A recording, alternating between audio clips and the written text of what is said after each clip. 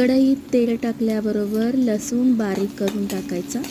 शक्यतो लसणाच्या पीस न करता लसूण कुटून टाकला तर तेलामध्ये खूप छान खमंग वास येतो। त्याचबरोबर जी तयार असती ती डाळ घालायची। डाळ शिजवताना डाळीबरोबरच थोडंसं तेल आणि थोडी हळद टाकून डाळ शिजवली की दिसायला छान दिसते। त्याचबरोबर शिजलेल्या डाळीत बारीक कट केलेली मेथी, चवीनुसार तिखट आणि मीठ घालायचं। दोन्हीही त्या डाळीमध्ये मिक्स करायचं। ही सिंपल डाळ जरी असली तरी खायला खूप स्वादिष्ट लागते। थोडंसं पाणी आणि नंतर थोडा वेळ त्याला शिजू दिल्यावर अगदी मस्त रसरशीत मेथीची भाजी भाकरीबरोबर खाण्यास तयार असते।